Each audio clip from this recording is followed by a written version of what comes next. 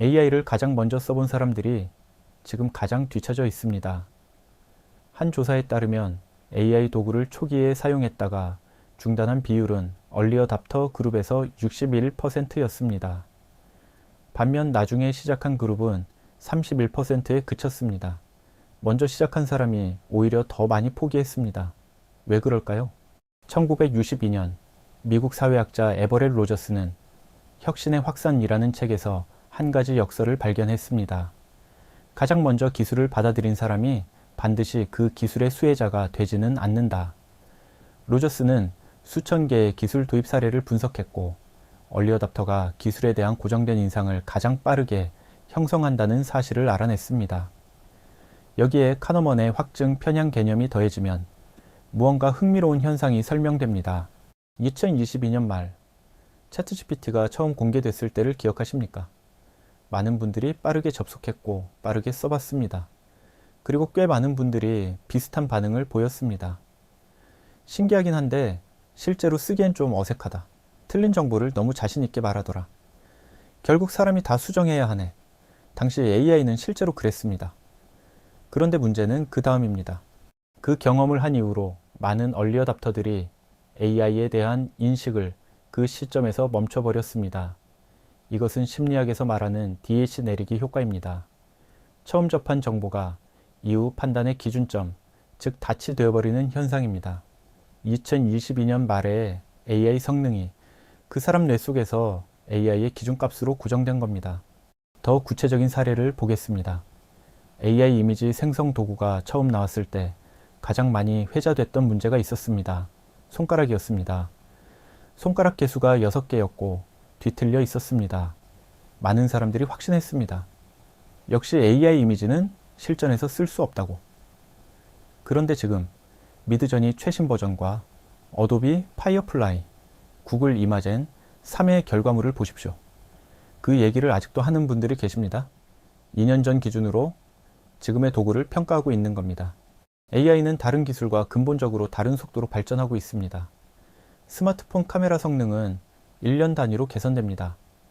자동차 연비는 체감하려면 몇 년이 필요합니다. 그런데 AI는 다릅니다. 2024년 한 해 동안 오픈 AI만 해도 GPT-4o, O1, O1 미니, O3를 순차적으로 공개했습니다.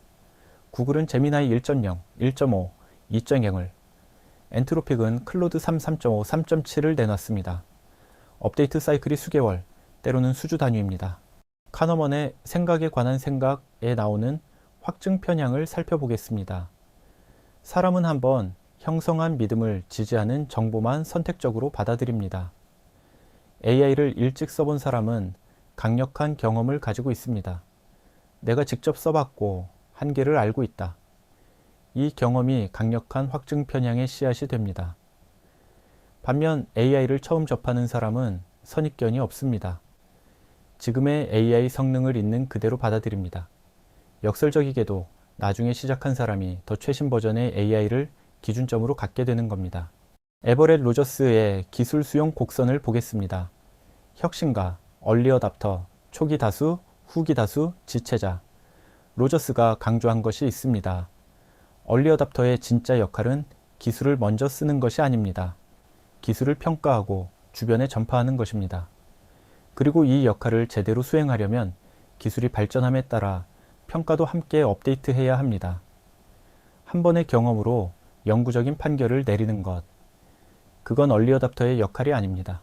비슷한 업무를 하는 두 사람을 상상해 보겠습니다. A는 2023년 초에 차트 GPT를 써봤습니다. 보고서 초안을 맡겼더니 형편없었습니다. AI 글쓰기는 아직 멀었다. 결론을 내리고 사용을 중단했습니다. B는 2024년 말에 처음 AI를 써봤습니다. 처음부터 GPT-4o나 클로드 3.5를 사용했습니다.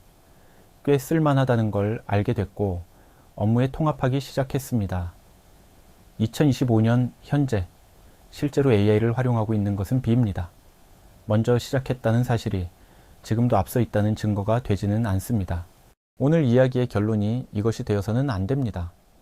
그러니까 AI 업데이트를 전부 따라가야 한다. 불가능합니다. 오늘의 핵심은 훨씬 더 단순한 것입니다. AI가 계속 나아지고 있다는 사실을 인정하는 것. 그리고 그 인정으로부터 한 가지 태도가 나옵니다. 겸손함. 내가 6개월 전에 내린 판단이 지금도 유효한지 한 번쯤 의심해보는 것입니다. AI 도구에 대해 이건 안 된다는 결론을 내리게 될 때 세 가지 질문을 스스로에게 던져보시기 바랍니다. 첫째, 이 결론은 언제의 경험에 기반한 것인가? 3개월 이상 됐다면 재검토가 필요합니다. 둘째, 내가 경험한 것은 최신 버전인가? 도구 이름이 같아도 버전이 다르면 성능이 다릅니다. 셋째, 나는 이 도구의 한계를 보고 싶었던 것은 아닌가? 확증 편향은 언제나 조용히 작동합니다. 오늘 이야기를 정리하겠습니다. 첫 번째, 얼리 어답터의 역설. AI를 먼저 써본 사람일수록 초기 경험이 만든 고정된 인상을 가지고 있을 가능성이 높습니다. 두 번째, AI의 발전 속도는 다른 기술과 다릅니다. 3개월 전의 결론이 지금은 틀릴 수 있습니다. 세 번째, 필요한 것은 업데이트가 아니라 겸손함입니다. 내 판단이 낡았을 수 있다는 가능성을 열어두는 것. 그것이 기술 변화 속에서 균형을 유지하는 방법입니다. 오늘 하나만 해보시기 바랍니다.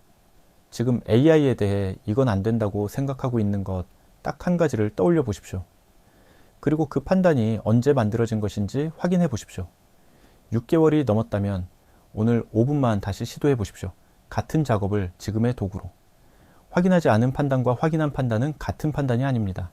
다음 영상에서는 AI 도구를 업무에 통합하는 실질적인 방법을 다룰 예정입니다. 오늘 영상이 도움이 되셨다면 구독과 알림 설정 부탁드립니다. 퇴근 책방 12석분이었습니다.